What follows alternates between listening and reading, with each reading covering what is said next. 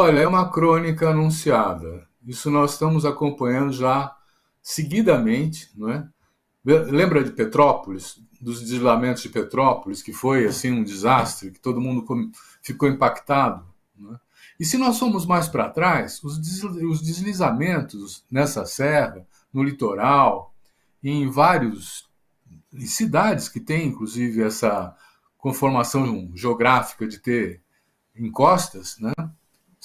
A gente tem que contar, se não por milhares, mas por centenas de mortos ao longo dos anos, né? E aí eu acho que nós não podemos atribuir à natureza, assim, coitado, foi uma chuva e aconteceu, né? Isso tem origem, né? A primeira delas, que é uma coisa mais difícil de enfrentar nesse momento, né, são as mudanças climáticas. Esses eventos climáticos extremos estão vinculados ao desmatamento da Amazônia, estão desvinculados à destruição do nosso meio ambiente, do cerrado, daqueles corredores de nuvens que vêm da Amazônia para o sul do país, alimentando com chuva a região, né? Então, uma das coisas que a gente tem que considerar é que nós temos, de fato, que cuidar do meio ambiente, não destruir a floresta, não destruir os ecossistemas, para que o equilíbrio, o reequilíbrio possa se restabelecer. Ainda não passamos tem gente que diz que já passamos do limite, mas eu acredito que ainda um esforço grande de reflorestamento, de contenção da devastação ambiental, pode ajudar muito. Esse é o primeiro e mais difícil de fazer das considerações. A outra parte tem que ver com as políticas públicas.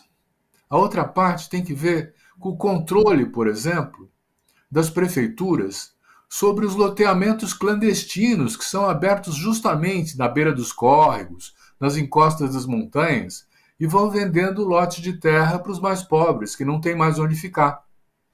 No litoral há todo um processo em que antes os caiçaras moravam perto da praia, né? Na medida em que foi se criando o que eles chamam de grupo dos turistas, que são aqueles que constroem as casas de veraneio, os caiçaras foram obrigados a ir subindo os morros, indo para o mato, para a serra, no litoral norte, é serra mesmo, né? Para poder ter um lugar para morar. E aí começam a haver os deslizamentos. Agora, quem que autoriza o loteamento clandestino? Porque ele está lá, é visível, né? Você tem uma leniência, pelo menos, da prefeitura com isso, né? Ou mesmo das instituições de preservação ambiental, né? Aí você tem outra coisa, né?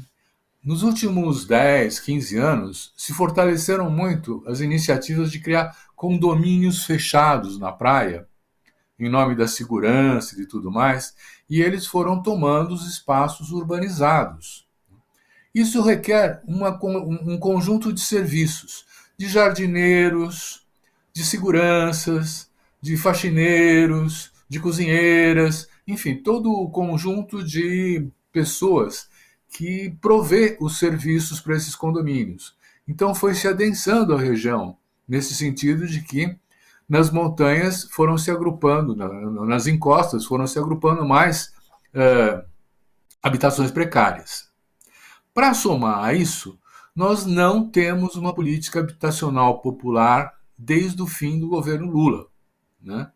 O que quer dizer que essa faixa de renda que foi eliminada do Minha Casa Minha Vida no período Bolsonaro, a faixa para os mais pobres, tem que ser restabelecida, né? E tem que haver lugares. Nós tivemos já uma avaliação dos projetos Minha Casa Minha Vida, de que pela falta de uma integração maior entre os governos estaduais, municipais e federais, né, os empresários iam buscar terrenos baratos, mas muito longe do centro da cidade, sem infraestrutura, né, para poder depois obrigar a prefeitura a estender os serviços públicos até lá, e isso valoriza a área intermediária entre o programa habitacional popular e o centro da cidade, né?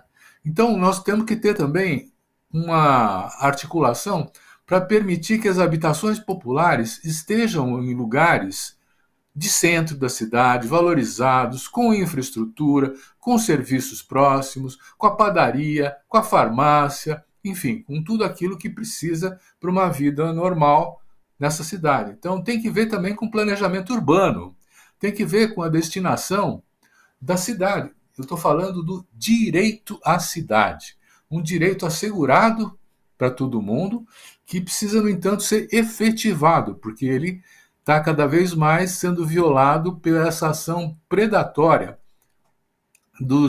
das imobiliárias, dos agentes de mercado, que querem ganhar e vão fazendo, inclusive, esses loteamentos clandestinos ou esses projetos de habitação popular muito fora de contexto, muito longe dos lugares que eles precisam trabalhar, né?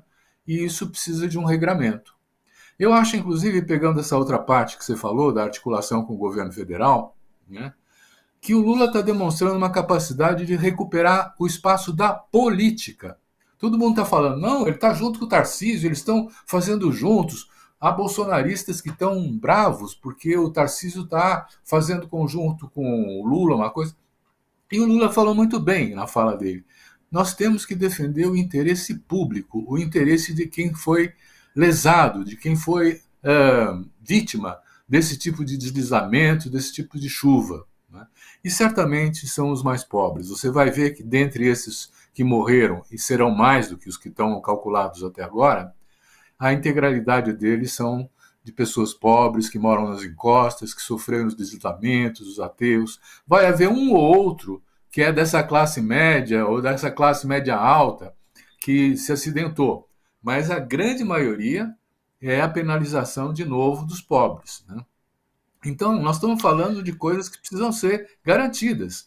Política urbana, assentamentos populares, enfim, quer dizer, uma fiscalização para que a especulação imobiliária não crie áreas ilegais, como vem criando há muito tempo, com a conivência das prefeituras, né? É disso que se trata.